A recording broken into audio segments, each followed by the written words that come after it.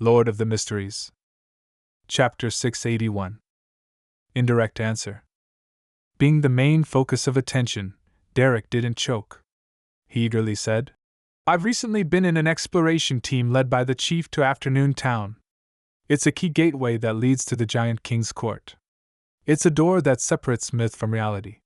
His opening perfectly garnered the interest of all the Tarot Club members as they awaited the rest of his account in different postures.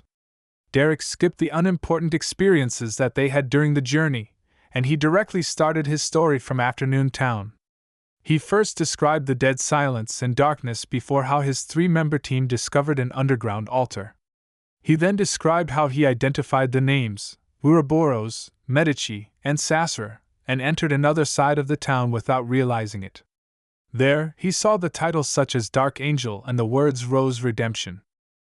Having said that, he thanked Mr. Fool once again for his help from the predicament. Then, Derek simply introduced the monsters that transformed from their shadows before emphasizing the ecclesiastic who was in constant penitence in the half-collapsed cathedral. He used his own words to describe what was said, mentioning that the ecclesiastic suddenly self-destructed when he was about to say the name of the fourth king of angels and was burned to a crisp by a transparent flame. Another king of angels. And the mood in Afternoon Town is really dark and scary. The ecclesiastic's penitence has a feel of a prophet predicting a calamity. Audrey listened in relish as she had her interest about the blank line and unspeakable name piqued. At this moment, Derek turned his body and looked at the end of the bronze table, sincerely asking, "Mr. Fool, who was it that tempted Dark Angel Sasser? Who does the fourth name refer to? Why can't it be said? Here it comes." Behind the gray fog, Klein's smile nearly froze. The reason that he had hurriedly sent Little Son back to the real world was that he was afraid of facing such a question.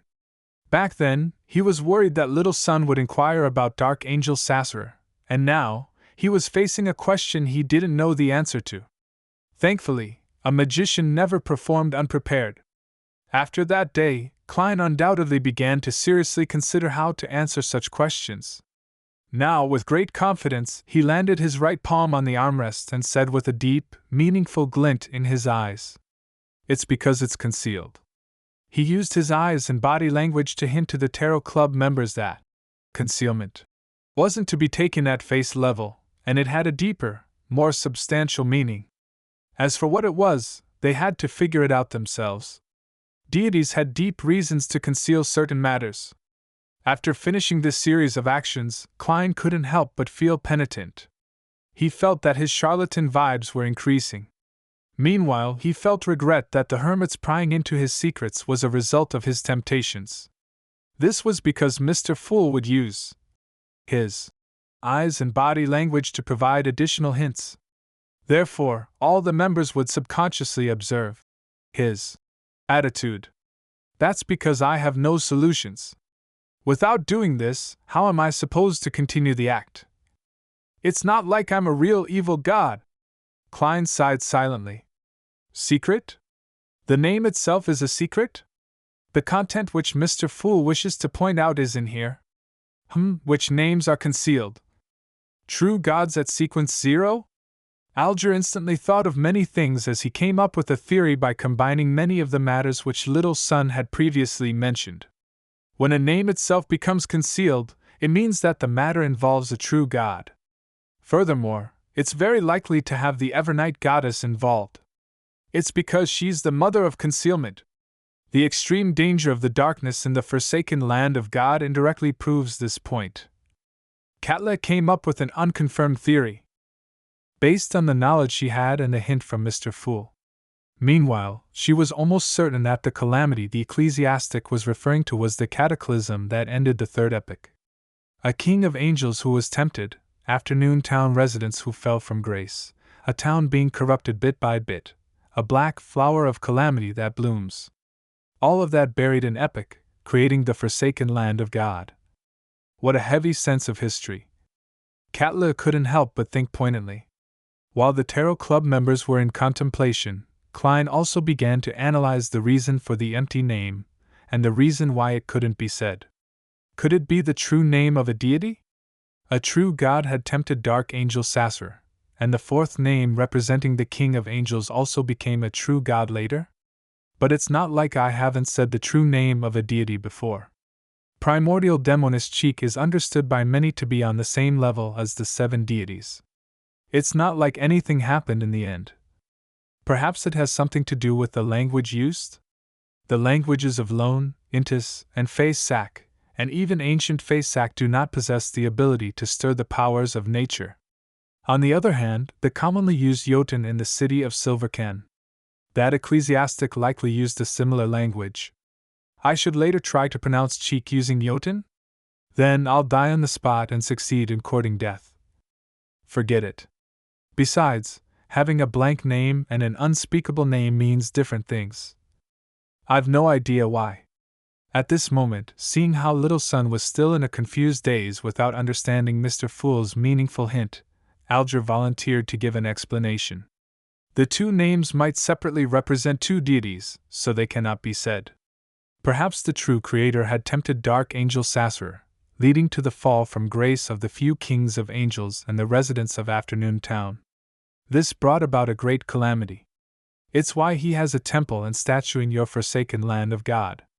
The 4th name that corresponds to a king of angels might have benefited greatly from the calamity and succeeded in advancing to become a true god. This is similar to my guess, but they can't be confirmed. Katla didn't supplement, as she didn't believe that their theories were facts. Audrey, Furs, and Emlyn listened attentively as they couldn't help but feel poignant that the Tarot Club often made things appear especially high-end when discussing such matters. Things like kings of angels, evil gods and real gods, or ancient secrets all depended on a single word. Is that so? I get it. Derek came to a realization as he earnestly thanked Mr. Fool once again. Just as he was about to turn around, he suddenly recalled something and worriedly asked, Mr. Fool, is the crux to leaving the forsaken land of God really in the Giant King's court? After all this time, he had already accepted Mr. Hangman's take that the region where the City of Silver was located was known as the Forsaken Land of God.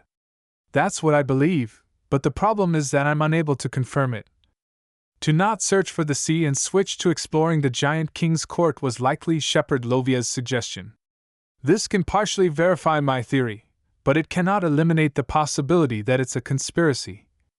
The Fool Klein's smile nearly froze again. His thoughts raced as he quickly thought of a solution that didn't need him to give a direct answer without tarnishing Mr. Fool's reputation. He immediately gave a relaxed chuckle, turned his head at the hermit Katla. Speaking of this matter, Bernadette already knows the method for entering the forsaken land of God. Katla immediately recalled her vague memories of the dream and subconsciously looked at the end of the bronze table. It's that projection? Before she finished speaking, she suddenly realized that she was sizing up Mr. Fool again. She hurriedly closed her eyes and said, My eye of mystery prying is instinctive. It can only be enhanced and not be deactivated. I need to rely on a mystical item to seal it. But it doesn't exist here. Is that so? Klein nodded gently. You can conjure a pair of glasses. Yes, Mr. Fool. Katla followed the instructions and conjured a pair of glasses. During this process, Klein stirred a minute amount of the power above the gray fog and infused them into the pair of glasses. By the time Katla wore them, she discovered that her eye of mystery prying had been sealed as she had expected.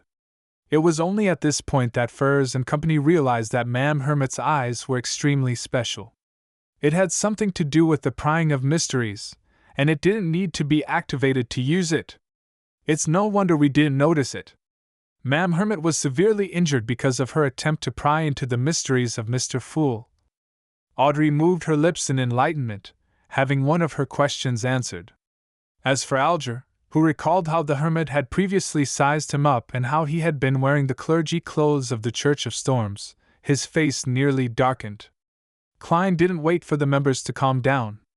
He chuckled and replied to Katla's previous question. It's that projection. The projection of the Giant King's court. So it's the projection of the Giant King's court. Katla muttered in pleasant surprise. Then, her mind went adrift as she thought, she likely also knows this answer. Derek spent a few seconds to digest the conversation between Ma'am Hermit and Mr. Fool, and he vaguely came to a realization. The key to entering the forsaken land of God had to do with the projection of the giant king's court. Therefore, the crux to leaving the forsaken land of God is really in the giant king's court? Derek's heart palpitated as he bowed his head in excitement. Thank you for your answer, Mr. Fool. Phew! Klein silently heaved a sigh of relief. He felt that such a situation was extremely draining on his brain. Alger kept his emotions in check as he looked around before looking at the hermit. Where's the projection of the giant king's court? He didn't dare ask Mr. Fool, as his question about the forsaken land of God had previously been rejected.